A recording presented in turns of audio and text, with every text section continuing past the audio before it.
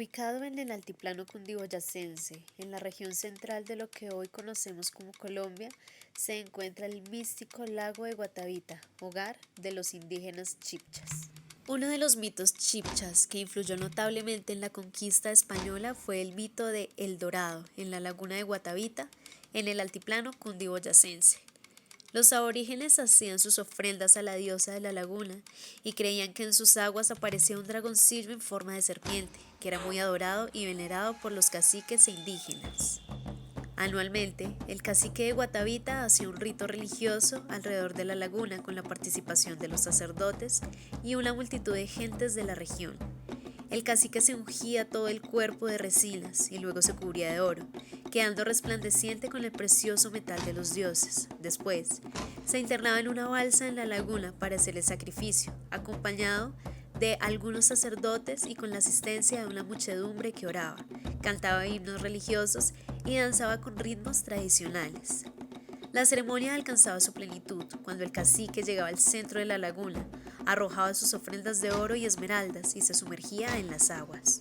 Al momento de realizar el ritual, las gentes intensificaban sus oraciones y cantos y arrojaban sus ofrendas a la laguna, encendían hogueras y lanzaban espesas columnas de humo que llenaban los alrededores. Esto se remonta a las antiguas creencias muiscas, que indicaban que el cacique iba anualmente al encuentro de su esposa, la cacica de Guatavita,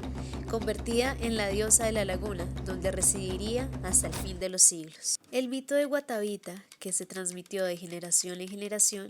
está relacionado con la bella Guatavita, la esposa del cacique, quien tenía fama de suma belleza. Sin embargo, la cacica fue infiel a su esposo, quien la sorprendió en relaciones sexuales con un guerrero apuesto del cacicato, y de acuerdo con las leyes muiscas, la infidelidad se pagaba con la muerte y la deshonra. El amante de la cacica de Guatavita fue atormentado y muerto, y su miembro, los genitales,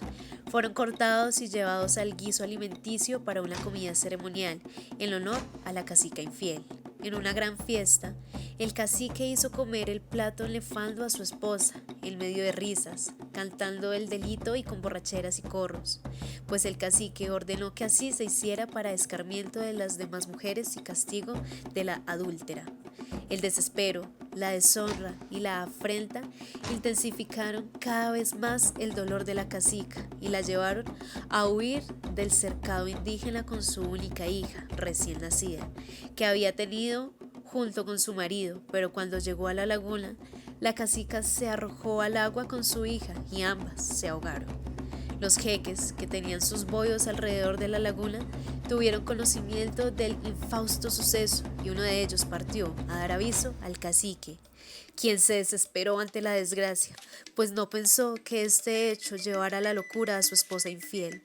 Luego mandó a uno de sus jeques a que recuperara los cadáveres de su mujer y de su hija.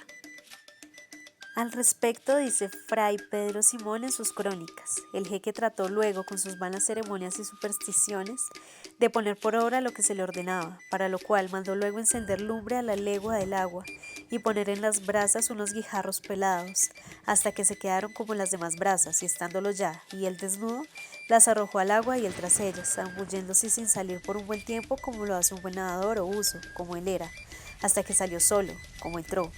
diciendo que había hallado a la cacica viva y que estaba en unas casas y cercado mejor que el día sería en Guatavita, y tenía un dragoncillo en las rodillas, estando allí con tanto gusto, que aunque le había dicho de parte de su marido el que tendría en que saliera y que ya no trataría más del caso pasado, no estaba de ese parecer, pues ya había hallado descanso de sus trabajos, a los que no quería volver, pues él le había sido causa de que lo dejasen ella y su hija, a la cual criaba allí, donde estaba para que la tuviese compañía. No se quietó el cacique con el recado del jeque, y así, diciéndole que le sacara siquiera la hija, la hizo buscar otra vez con los mismos guijarros hechos ascuas, y volviendo a salir, traía el cuerpo de la niña muerto y sacados los ojos, diciendo que se los había sacado el dragoncillo, estando todavía en las faldas de la madre, para que no siendo la niña, sin ojos ni alma de provecho entre los hombres de esta vida, la volviesen a enviar a la otra con su madre, que la quedaba guardando.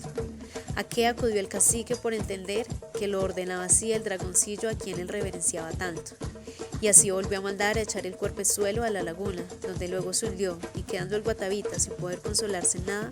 por lo mucho que quería a la hija y a la madre. Los muiscas creían que la cacica de Guatavita estaba viva en la laguna y que desde allí intervenía para solucionar sus necesidades. Por ello, consideraban que era necesario elevarle plegarias y oraciones y ofrendarle oro y esmeraldas. Creían además que en determinados días del año la cacica aparecía en medio de las aguas de la laguna, desnuda de medio cuerpo para arriba y de allí para abajo ceñida con una manta de algodón colorada. La cacica profetizaba algunas cosas que iban a suceder, y en especial enfermedades, muertes, sequías, inundaciones y demás desastres. De ahí que fuera convertida en la diosa de la laguna, objeto de veneración y del famoso rito El Dorado, que se hacía anualmente con la participación del cacique. El mito del Dorado lo conocieron por primera vez los españoles de las huestes de Sebastián de Benalcázar, en la provincia de Quito. Dicen las crónicas que en el año 1534, recién poblada la ciudad de San Francisco de Quito, Sebastián de Benalcázar se enteró por un indígena chipcha de la existencia de las tierras de Cundirumarca, país del cóndor, en donde existía un rico tesoro y había un cacique que acostumbraba a bañarse en la laguna de Guatavita, cubierto de oro. Al saber esta noticia, Benalcázar se animó a buscar el famoso El Dorado. También buscaron este famoso tesoro los huestes conquistadores de Gonzalo Jiménez de Quesada, Ambrosio Alf Inger y Nicolás de Federman, cuyo atractivo de oro y esmeraldas fue decisivo para la conquista del interior del nuevo reino de Granada. Los chipchas efectuaban peregrinaciones a la laguna de Guatavita, pues consideraban que la cacica infiel se encontraba viva y necesitaba de las oraciones y ofrendas de sus devotos. Creían que antes de la infidelidad de la cacica existía en las aguas de la laguna un dragoncillo o culebra gigante que cuando aparecía se le debía ofrecer oro o esmeraldas. Por ello, algunos jeques tenían sus boyos en las orillas de la laguna y hacían los ofrecimientos al dragoncillo o serpiente posteriormente a la cacica infiel.